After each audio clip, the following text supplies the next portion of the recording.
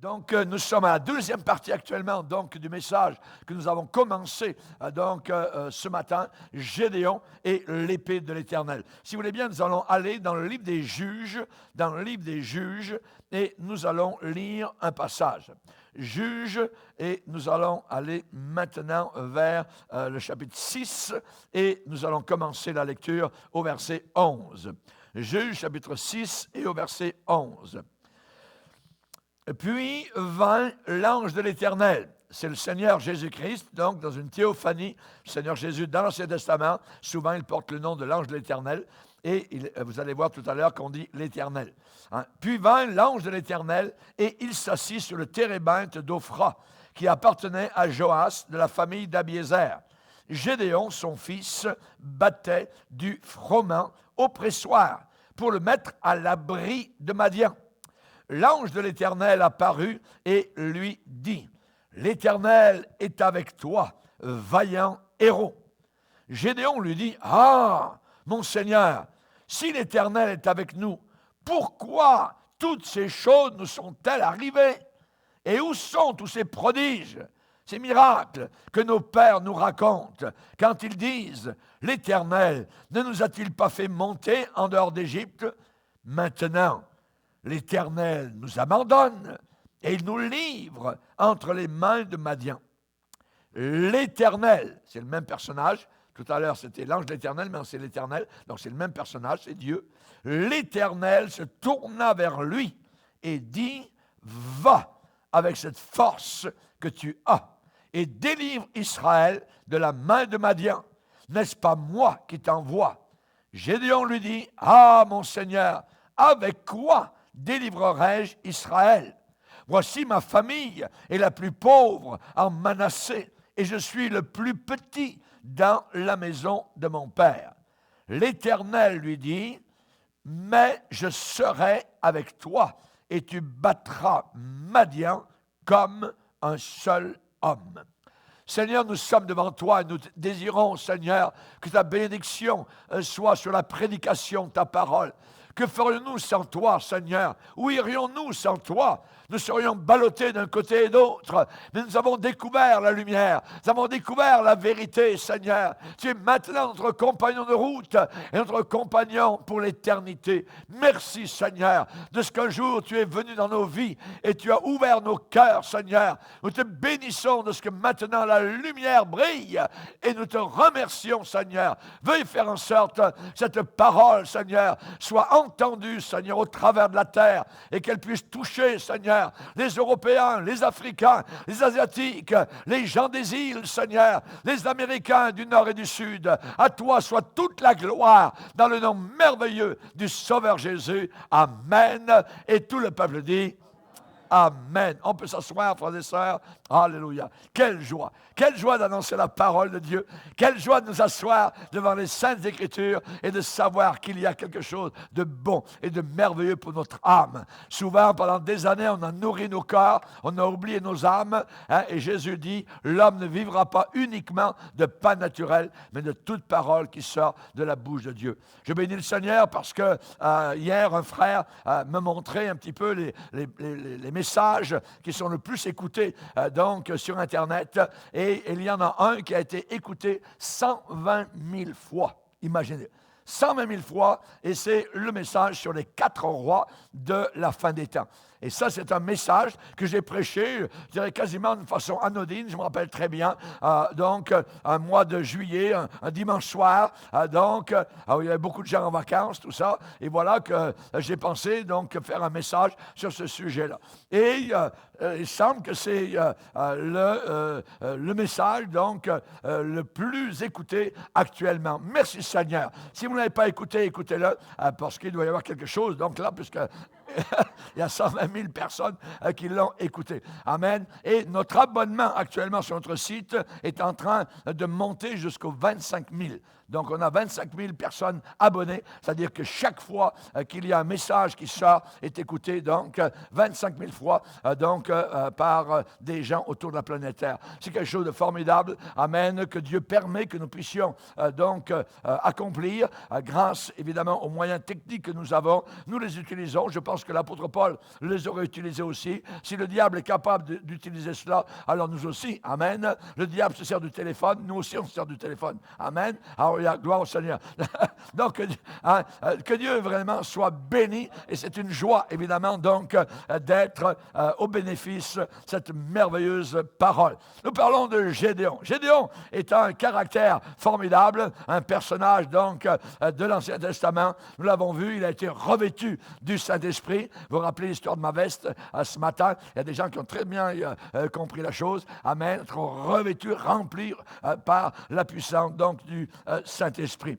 On a vu aussi que le premier pas dans la vie de Gédéon, ça a été d'apprendre à adorer le Seigneur. C'était un païen, il adorait Baal, il adorait les démons, il n'était pas sauvé. Mais un jour, le Seigneur s'est révélé et la première chose que le Seigneur lui a dit, renverse l'autel de Baal et construis un autel à l'Éternel. Amen. Donc, le Seigneur lui a demandé de commencer à l'adorer. Et une des premières choses qui se passe quand on vient au Seigneur, c'est d'adorer Dieu. Quelle joie d'adorer, de pleurer devant le Seigneur, quasiment de faire tous les temps devant Dieu, parce qu'un jour, on est béni, on a envie de sourire. Le jour d'après, on loue le Seigneur, on a envie de pleurer.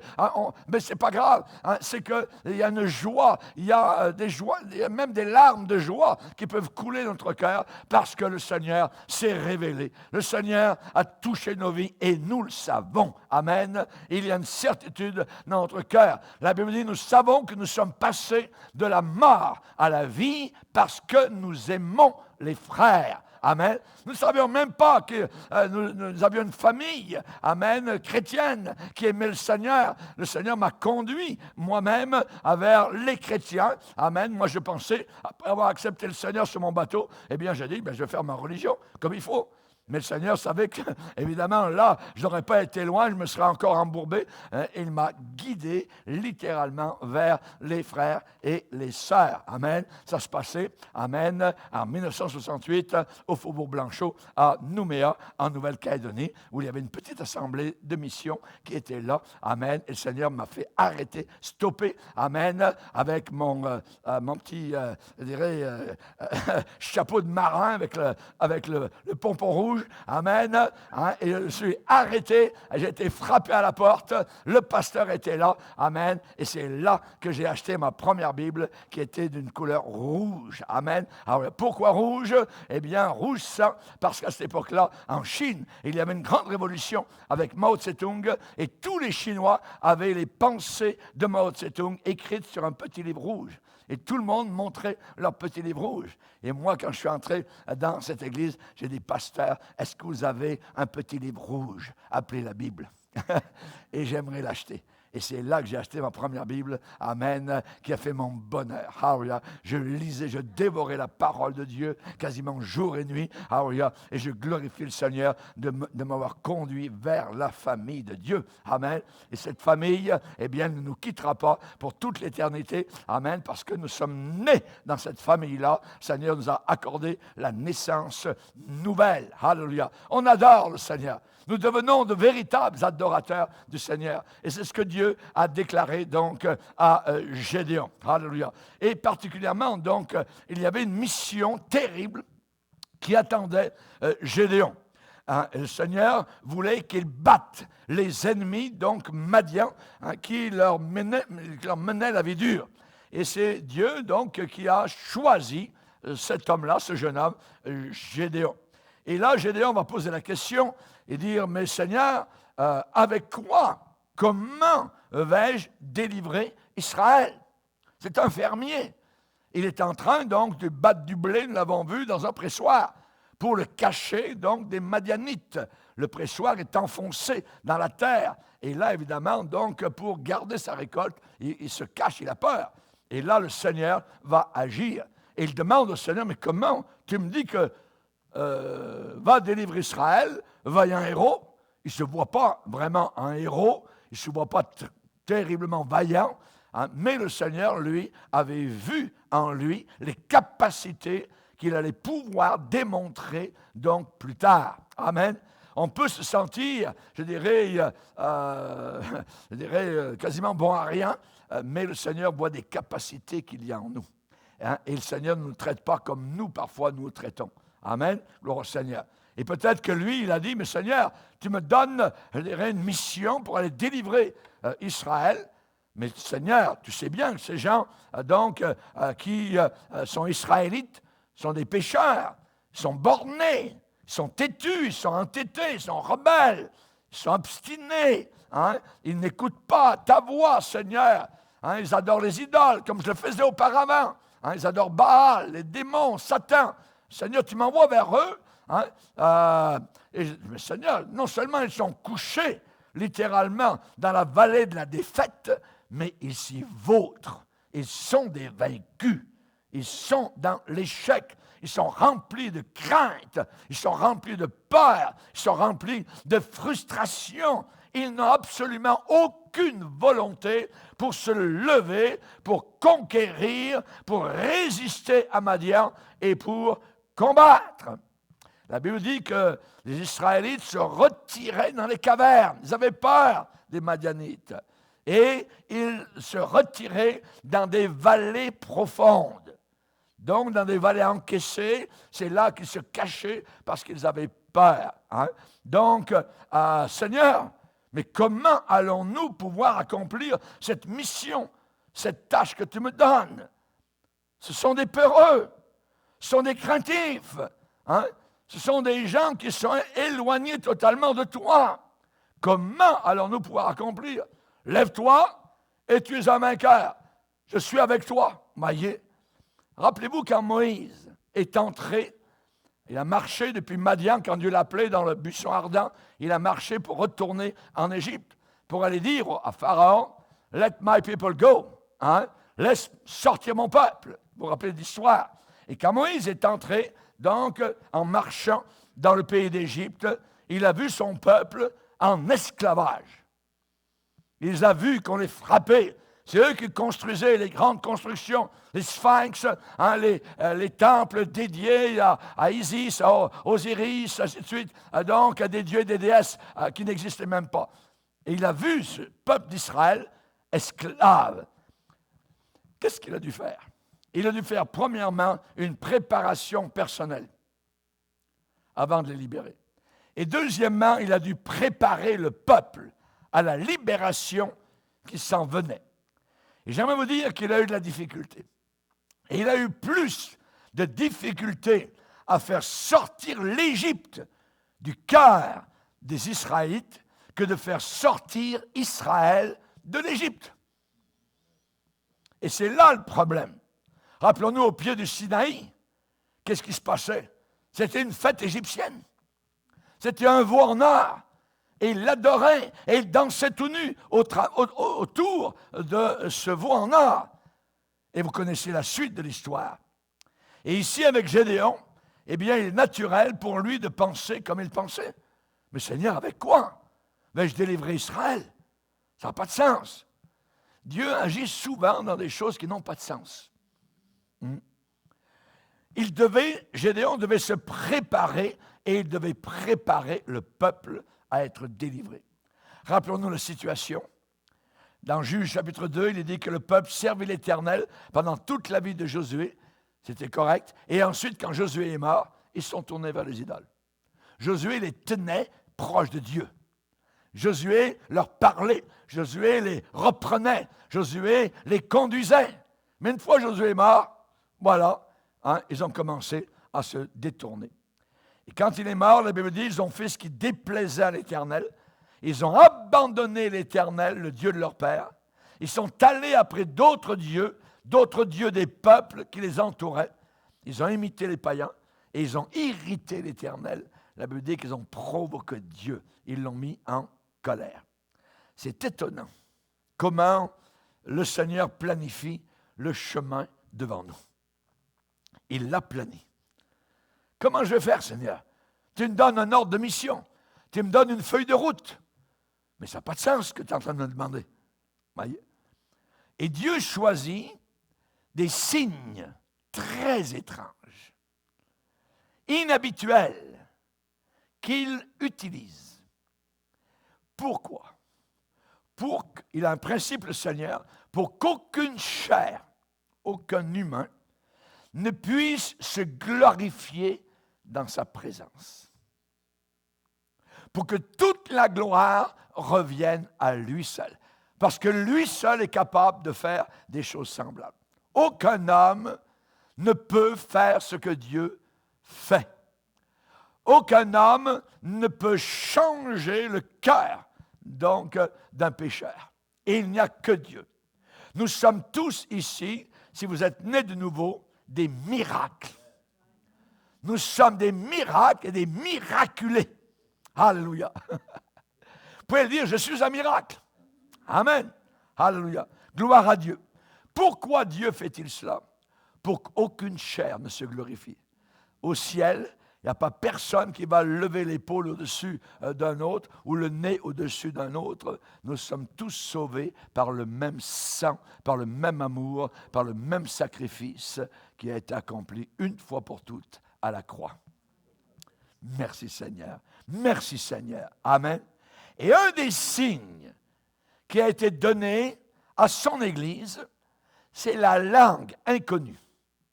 Le parler en langue.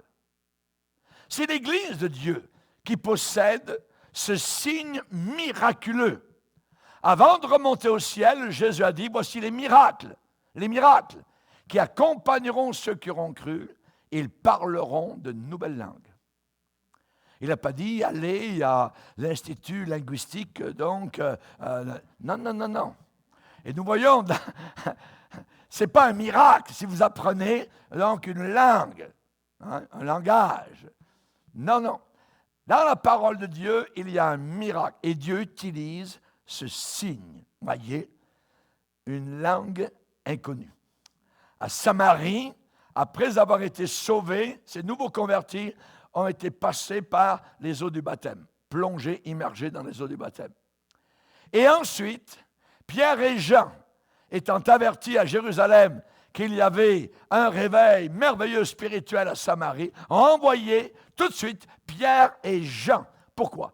Pour qu'ils prient pour ces nouveaux baptisés dans l'eau, pour qu'ils soient maintenant baptisés dans le Saint-Esprit. Et quand Pierre et Jean ont prié pour ces nouveaux convertis, ils se sont mis à parler dans de nouvelles langues. C'est quelque chose de miraculeux. Quand j'ai été baptisé dans le Saint-Esprit, au mois d'octobre 1968, au Faubourg Blanchot, à Nouméa, Nouvelle-Calédonie, Pacifique Sud, j'ai commencé pour la première fois à parler dans des langues nouvelles. Je me suis écouté moi-même. C'est un miracle de Dieu. Dieu utilise cela. La Bible déclare dans 1 Corinthiens 14, les langues sont un signe. Et quand la Bible parle de signe, ça veut dire miracle. Les langues sont un signe pour les non-croyants. Les non-croyants disent, c'est quoi cette affaire-là? Qu'est-ce que c'est? Voyez, à la Pentecôte, il a fallu que Pierre explique ce qui se passait. Il leur a dit, mais c'est simplement l'accomplissement de ce que le prophète Joël avait dit. Voyez, un signe pour confirmer le remplissage dans le Saint-Esprit. Comment est-ce que chez Corneille, les collègues de l'apôtre Pierre ont su que les gens à qui c'était des inconvertis, ils écoutaient pour la première fois l'évangile de gloire. Comment les amis de Pierre qui étaient venus, Pierre a prêché, et il y avait ses amis qui étaient là, assis autour, et les autres ont été étonnés parce qu'à un moment donné, Pierre a été obligé d'arrêter la prédication, parce que le Saint-Esprit était en train de tomber sur les gens de cette assemblée. Et comment ont-ils su? La Bible dit, car ils les entendaient parler en langue et glorifier Dieu. Le parler en langue, c'est glorifier le Seigneur. Quand vous parlez en d'autres langues, vous glorifiez le Seigneur. C'est un miracle. C'est un signe. Alléluia. Gloire au Seigneur. Dieu est souverain. Dieu est sage. Dieu connaît le meilleur. Certains se sont moqués de cela. Ils ont dit c'est une folie. Voyez?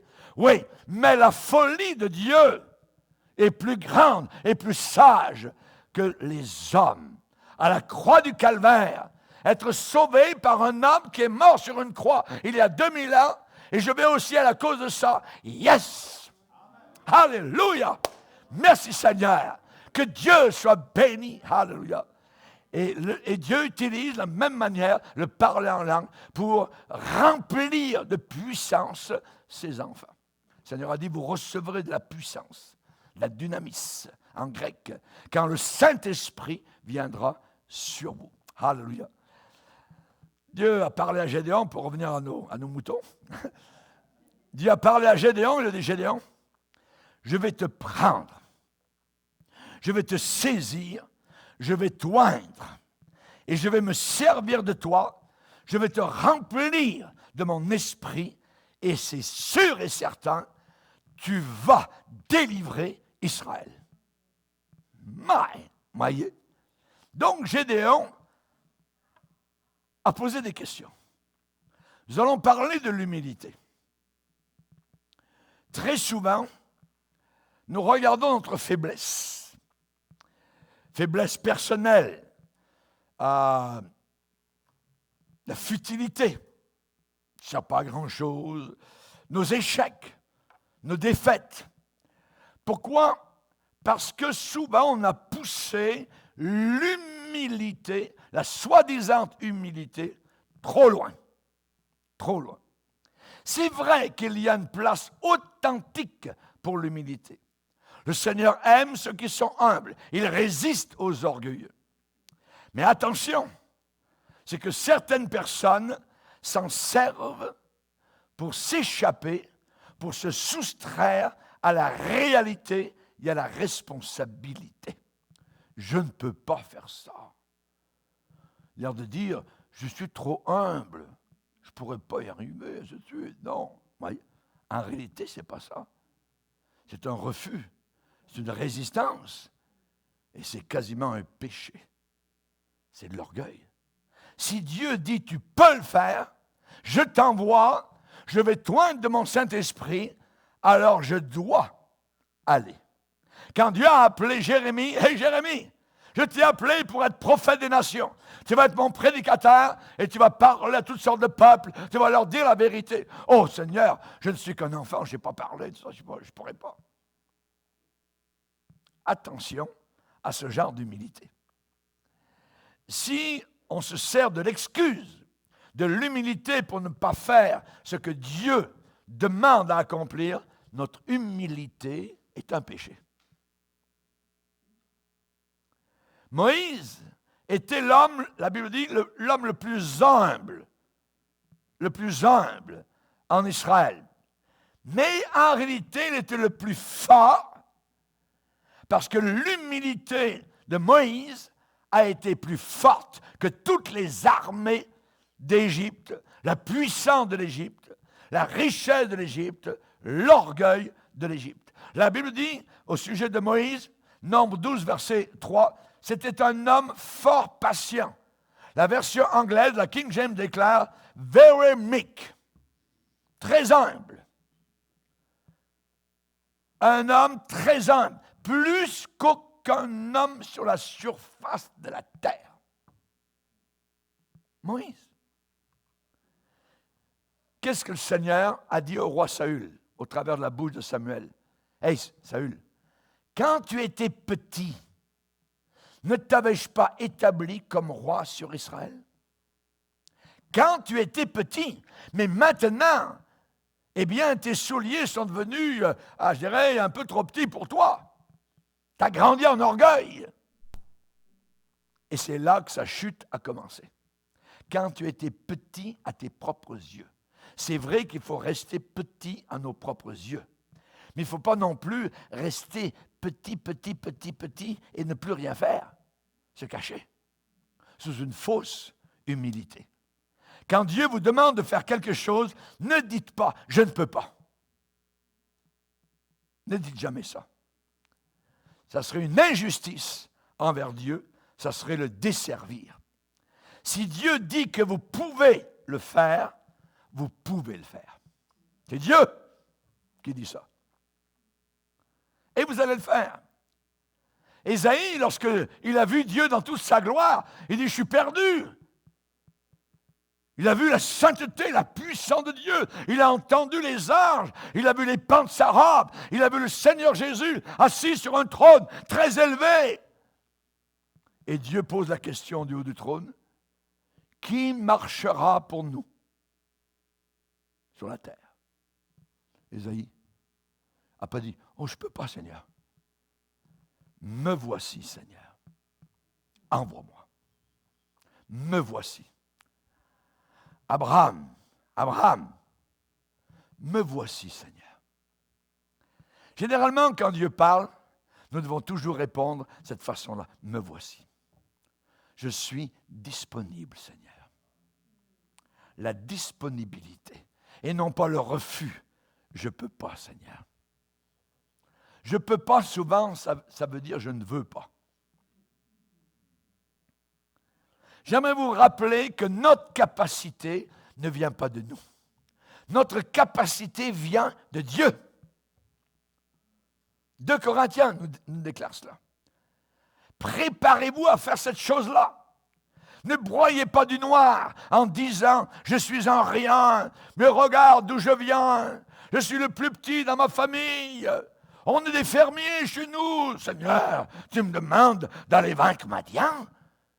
Mais regarde-moi un peu, je ne peux pas. Avec quoi? » Voyez? Si vous faites cela, vous allez avoir un sentiment de peur. Et le diable se sert toujours de la peur. Le sentiment de défaite, le sentiment d'échec, un sentiment de frustration va vous envelopper. Vous allez vous asseoir et ne rien faire. Et vous allez sécher sur place. Plus que ça, vous allez moisir. Et la moisissure, ça se sent.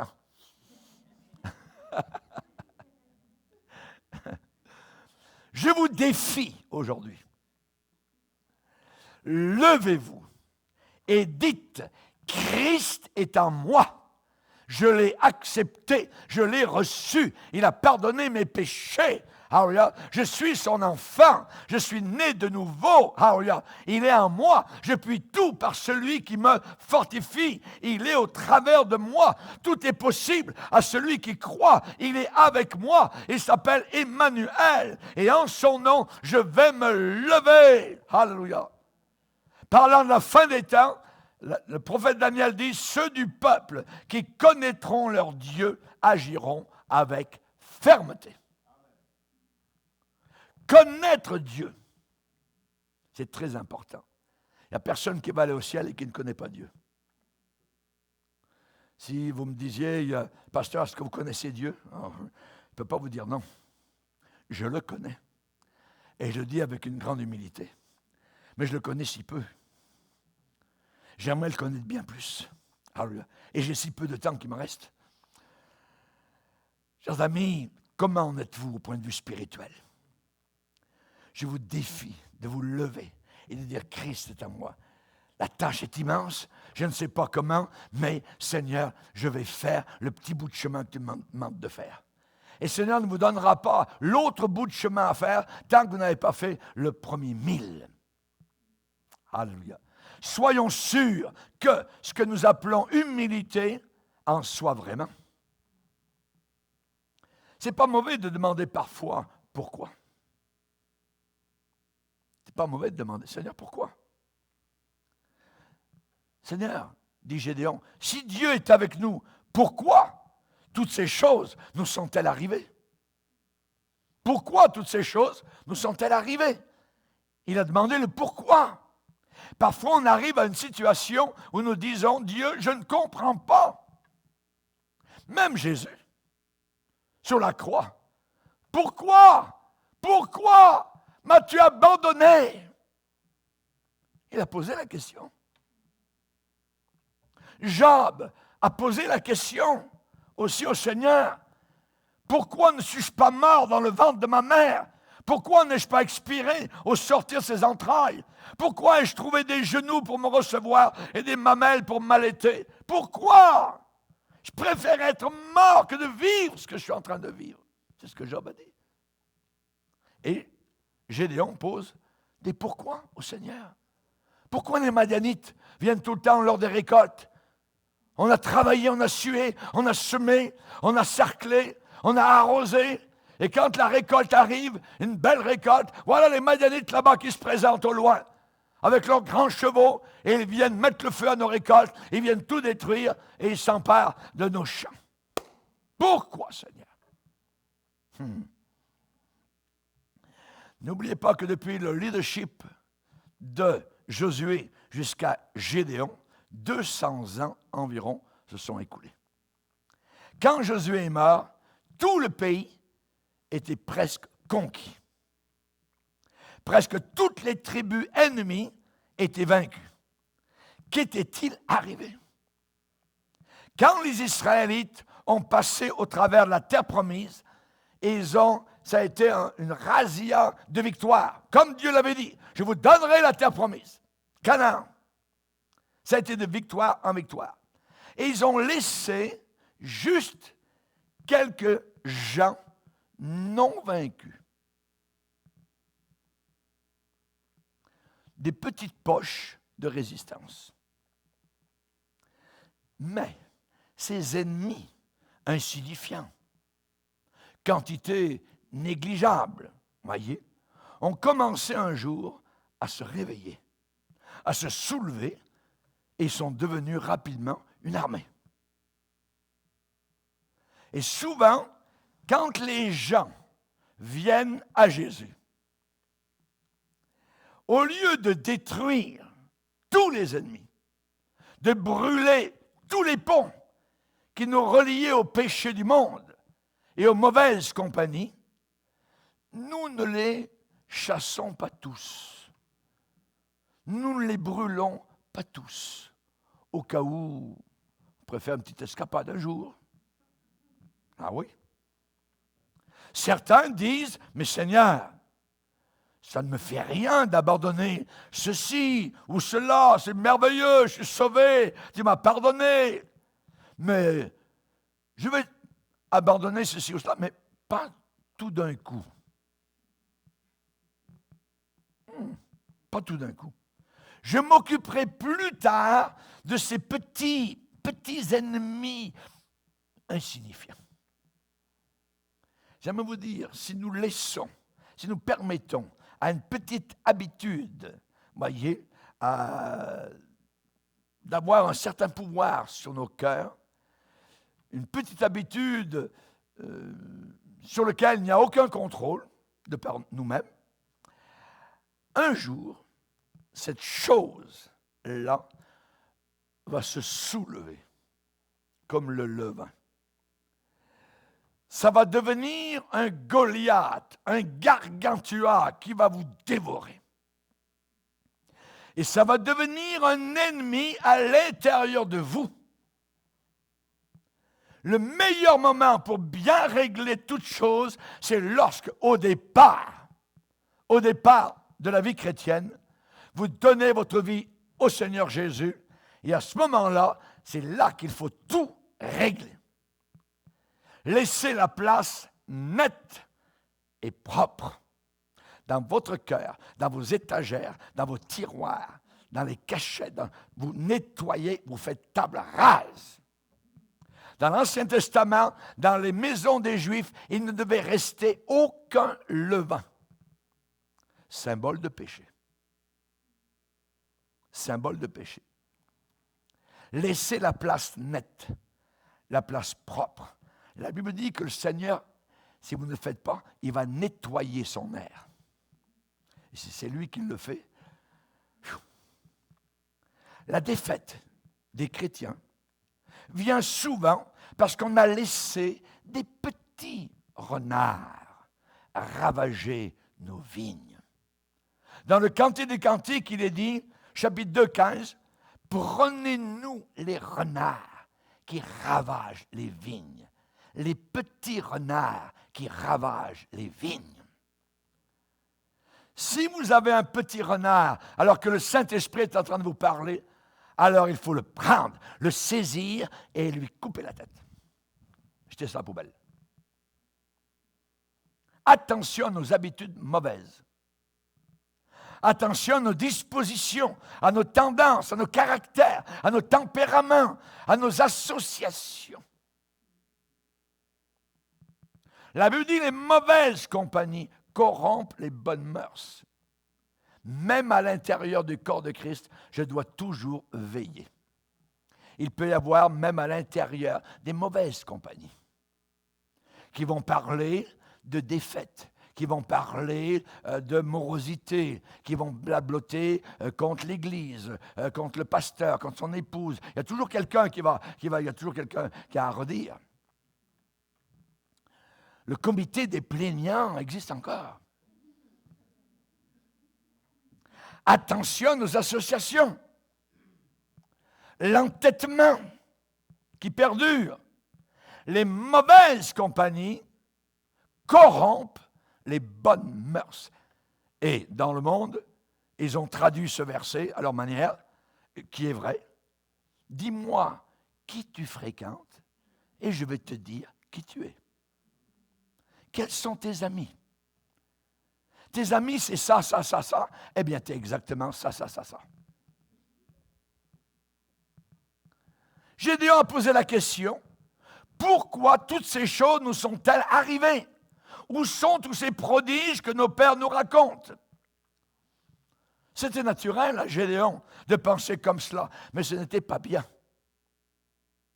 Ce n'était pas bien. Vous savez, les gens qui... Ouais, pourquoi il n'y a pas de miracle aujourd'hui dans l'Église? Avant, il y avait des miracles, aujourd'hui. Vous voyez?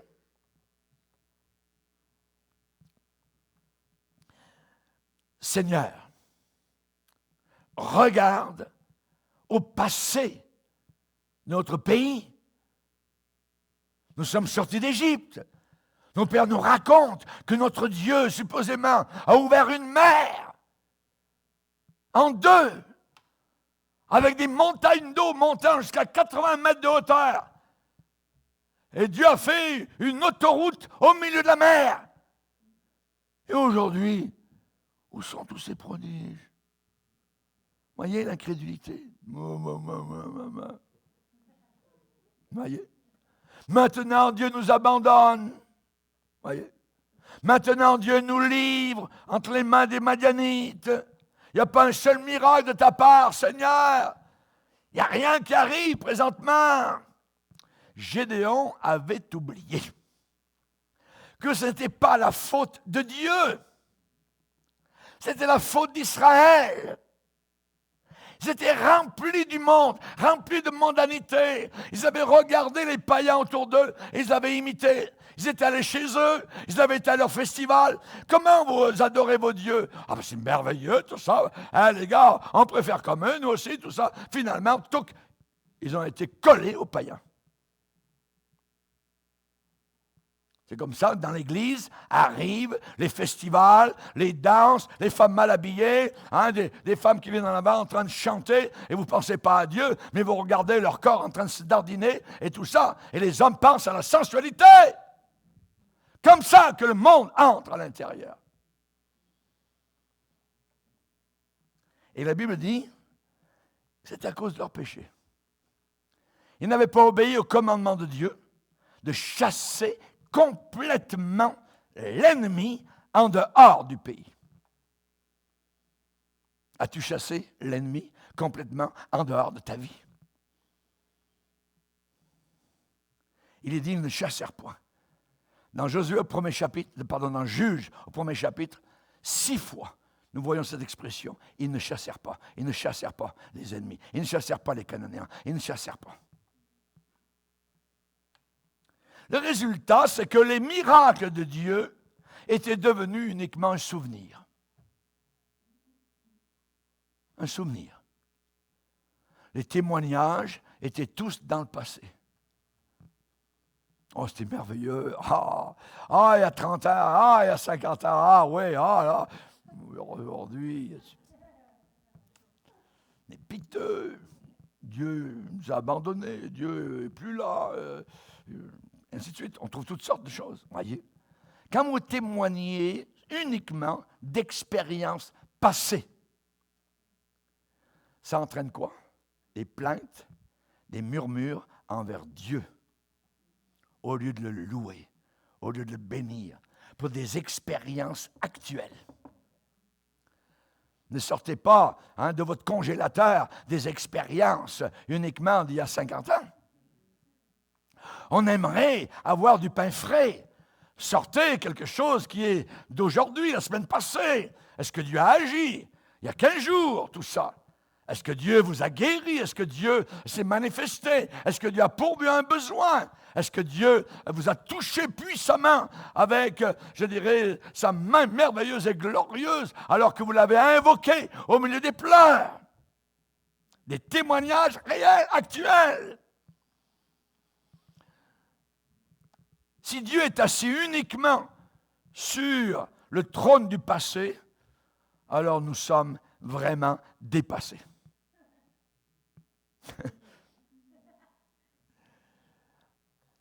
Quelqu'un qui a une expérience récente avec Dieu sera rempli de joie. Rempli de joie. Jésus-Christ sera une réalité présente, actuelle, réelle, vivante pour cette personne. J'aimerais que les chrétiens parlent de Jésus comme s'ils avaient parlé avec lui il y a 1 heure. Marcher avec lui. Voyez, il y a une couple d'heures. Gédéon est appelé par le Seigneur, il dit, où sont ces miracles, où sont ces...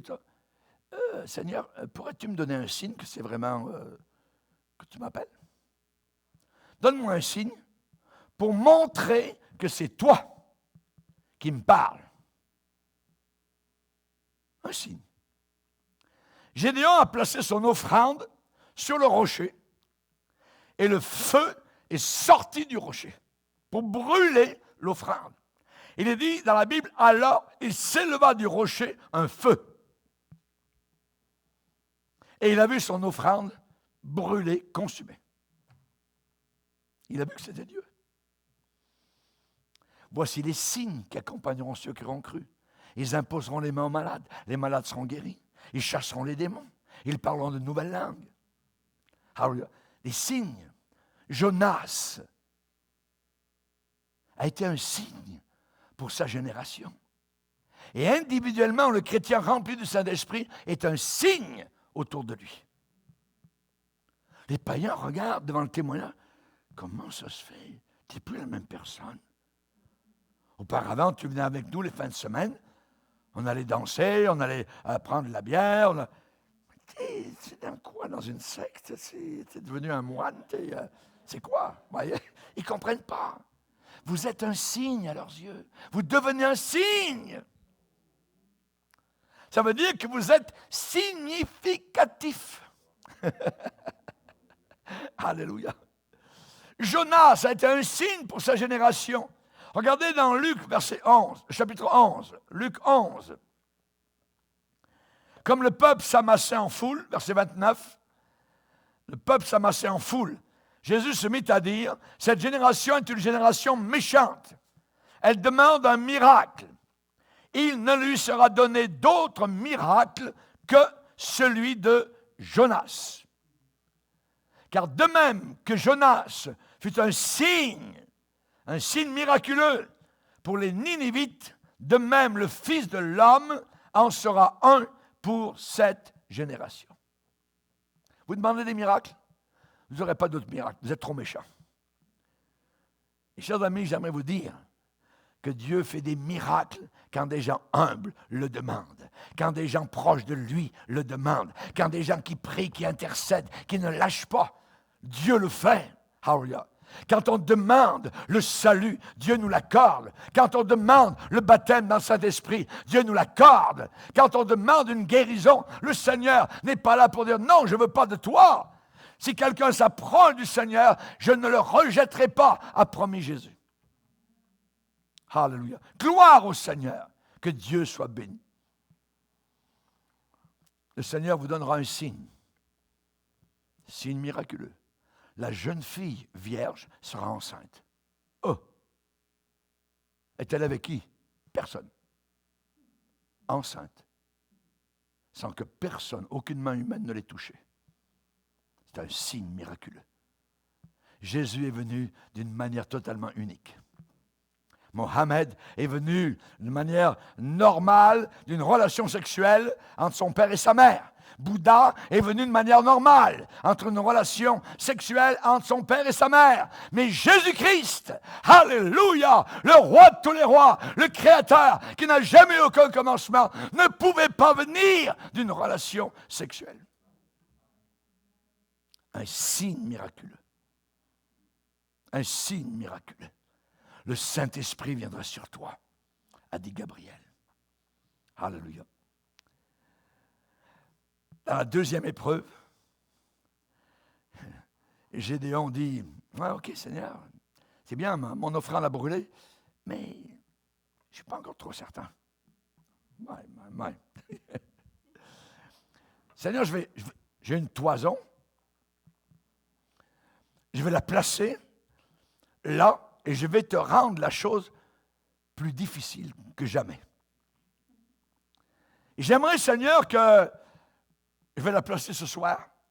Et demain matin, quand je vais sortir de la maison, je veux que le sol autour de ma toison soit totalement sec et que ma toison soit trempée de rosée. Et les rosées en Israël, quand elles tombent, c'est quasiment des litres d'eau. C'est des fortes rosées. Je veux que le sol soit sec, si c'est vraiment toi qui m'appelles, et que la toison soit remplie de rosée. Que je puisse la prendre et que j'en sorte, je dirais, des litres d'eau. Fais cela pour moi, Seigneur, s'il te plaît, pour que je sache que j'ai bien entendu ta voix. Et en Israël, les rosées sont très, très fortes. Gédéon a pensé que c'était un très bon test. Hein? Et la Bible dit, il arriva que le matin, quand Gédéon s'est levé à la ferme, quand il s'est penché, qu'il a regardé sa toison, la Bible dit qu'il a pris la toison, il l'a pressée et il y avait de l'eau plein une coupe. Il a rempli d'eau la coupe. Et c'était tout sec autour. Comme il l'avait demandé. On peut dire parfois, Seigneur, si tu réponds seulement à ma prière, là je vais croire. C'est une bargaine, je dirais, qui ne marche pas avec Dieu, ça. Gédéon aurait dû dire, merci Seigneur, je sais vraiment. Tu as brûlé mon offrande. Là, je t'avais demandé quelque chose, tu l'as fait. Seigneur, je ne suis pas trop certain si c'est toi encore. Imaginez, il va encore demander quelque chose. Savez-vous ce qu'il va demander? Il dit, Seigneur, ne te mets pas en colère. Il sent que la soupe est chaude, voyez. Et il a dit, ne me pas en colère contre moi, mais il faut que je sois absolument certain. Demain matin, quand je vais sortir de la ferme, que les choses soient contraires à ce que je t'ai demandé aujourd'hui. C'est-à-dire que la toison soit totalement sèche, puis que le sol tout autour de la ferme et dans les champs, ça soit mouillé comme s'il y avait une pluie torrentielle qui était tombée durant la nuit. Ça va, Seigneur? Le lendemain matin, je peux imaginer, Gédéon, il n'a pas dormi beaucoup la nuit, mais il s'en vient, il est nerveux, il se lève et il va où? Il va vers sa toison. Il se baisse et il la touche. Elle est toute sèche. Et autour, ses sandales sont toutes mouillées parce que le sol tout autour est mouillé de rosée. Attends. Gédéon, est-ce que tu es certain que Dieu t'a appelé? Est-ce que tu veux encore un autre signe? Je ne sais pas si Gédéon a pensé que c'était plus dur à Dieu de faire cela d'une manière ou de l'autre manière. Vous voyez, la Bible dit qu'il n'y a rien de trop dur pour l'Éternel. Question dans Genèse 18, y a-t-il quelque chose qui soit étonnant de la part de l'Éternel? Un homme ridé, âgé de 100 ans, donnant naissance à un bébé. Y a-t-il quelque chose qui soit étonnant de la part de l'Éternel? Jérémie va dire, il n'y a rien d'étonnant de la part du Seigneur. Le Nouveau Testament nous dit, il n'y a rien d'impossible à Dieu. Rien d'impossible à Dieu. Il y a certaines occasions où c'est correct de placer une toison devant Dieu. Mais il y a d'autres occasions où c'est absolument incorrect. C'est du doute. Si Dieu dit dans sa parole que certaines choses ne sont pas correctes, alors tu perds ton temps de prier à ce sujet-là. Ça ne sert à rien. Si Dieu a dit que ce n'est pas correct, Seigneur, s'il te plaît, tout ça, oui, je sais que ta Bible dit ça, mais peut-être tu peux changer d'idée. Balaam a voulu faire cela. Rappelez-vous. Il a été tué dans le camp des ennemis. Souvent, j'ai vu quelqu'un en train d'être conseillé, mais il ne veut pas vraiment de conseil. Il n'en veut pas. Pilate, est-ce toi qui es la vérité? Serais-tu le roi des Juifs? Hey, qu'est-ce que la vérité? C'est la même question qui est posée 2000 ans plus tard. On a vraiment progressé. On est des progressistes formidables. On est rendu au même point. Qu'est-ce que la vérité? Et notre génération est enseignée, tout le monde a sa vérité. Toi, c'est ta vérité. L'autre, c'est sa vérité. Et ainsi de suite. Mais Jésus-Christ a déclaré, je suis la vérité, le chemin et la vie. Personne ne va au Père que par moi. Alléluia. Alléluia. Merci Seigneur. On voit dans la parole de Dieu qu'il y a des gens qui ont voulu avoir certains conseils, mais en réalité, ils ne les ont pas pris. Certains veulent uniquement une confirmation que ce qu'ils font est correct. Si c'est contraire à la parole de Dieu, je ne peux pas donner la confirmation qu'ils désirent. C'est impossible. Pasteur, ceci, est-ce que vous pensez que...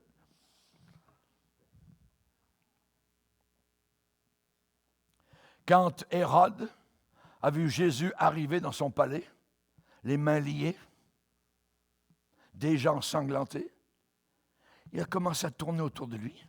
« Hey Jésus, pourrais-tu faire un miracle pour moi?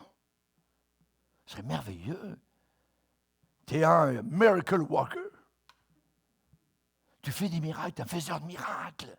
Fais un miracle devant moi, Jésus. » Vous savez ce que je lui ai répondu? Rien. Niet. Muet. Dieu ne rentre pas dans ces domaines-là. Si la parole de Dieu dit que ce que vous voulez faire est mauvais, ce n'est même pas la peine de prier à ce sujet-là. Ça ne sert à rien, vous perdez votre temps. C'est à peu près comme prier pour le pape, hein, vous priez pour que le pape soit sauvé.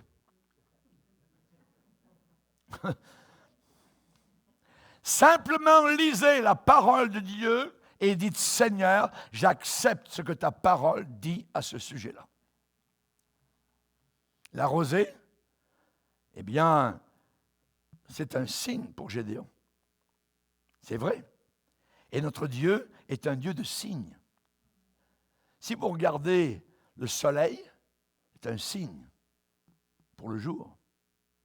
La lune, c'est un signe pour la nuit, ainsi que les étoiles.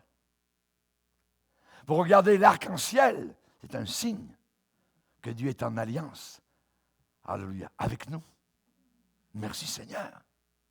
Abraham a demandé comment il saurait qu'il hériterait le pays que Dieu lui avait promis. Vous savez comment Dieu a répondu? Je vais te donner un fils. C'est un signe. Puis sors dehors, regarde les étoiles. Si tu peux les compter, tu auras autant d'enfants que ça. à 100 ans. Un signe, un fils. Dieu dit à Israël, vis-à-vis des dîmes et des offrandes dans l'Église, mettez-moi de la sorte à l'épreuve, ça veut dire demandez un signe, et vous verrez, si je n'ouvre pas pour vous, les écluses des cieux, les fenêtres du ciel.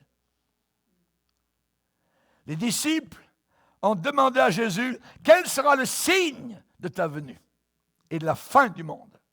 Jésus a répondu. Relisez cela dans Matthieu 24. Dieu nous a donné certains signes auxquels on devait s'attendre. Si Dieu a dit, il a confirmé certaines choses, il ne changera jamais sa pensée. Vous ne pourrez jamais tourner le bras de Dieu. Impossible. On perd beaucoup de temps à demander à Dieu de changer sa pensée sur certaines choses. Sommes-nous coupables de cela? Certaines personnes disent, Seigneur, j'aimerais te convaincre. Il y a certaines idées dans certaines églises où on commande à Dieu. Quelle folie! Commander à Dieu? Le Seigneur a dit, je ne change pas. Il n'y a ni changement, ni ombre de variation chez le Seigneur. S'il a dit une chose, amen, même si ça fait 2000 ans, il ne la changera pas parce que nous sommes au 21e siècle. Impossible. Amen. La suite, une autre fois. Alors, levons-nous ensemble devant le Seigneur.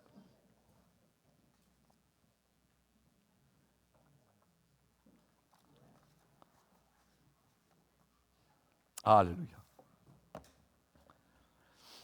Seigneur, nous voulons te bénir. Nous désirons, Seigneur Jésus, ne pas être incrédules, mais bien reconnaître ce signe glorieux de notre salut, Seigneur. Tu nous as sauvés, pardonnés, libérés. Nous avons expérimenté cette joie nouvelle. Si quelqu'un est en Christ, il est une nouvelle création. Les choses anciennes sont passées. Voici que maintenant, toutes choses sont devenues nouvelles. C'est un miracle, Seigneur, que tu as fait dans nos cœurs, dans nos âmes. Et tu as prévu pour nous une gloire merveilleuse dans le ciel, avec des millions et des milliards de maisons, Seigneur, que tu as préparées dans une capitale céleste, appelée la Nouvelle Jérusalem. Ah, merci, merci, Seigneur, pour ce monde glorieux, Seigneur, qui nous attend, bras ouverts, quand nous quitterons la terre. Veuille bénir ses frères et sœurs. Encourage-nous à te servir, Seigneur, et à battre Madian, Seigneur. Battre Satan, battre l'incrédulité, la mondanité, Seigneur. Nous ne voulons pas des poches de résistance dans nos cœurs. Nous désirons, Seigneur, couper les ponts, brûler les ponts, Seigneur. Brûler les bateaux qui nous ramèneraient vers le monde impie et pécheur. Nous voulons te servir jusqu'à la fin, dans la joie et dans la paix. Merci, Seigneur, dans le nom puissant de Jésus. Amen. Et tout le peuple dit Amen. Gloire à Dieu.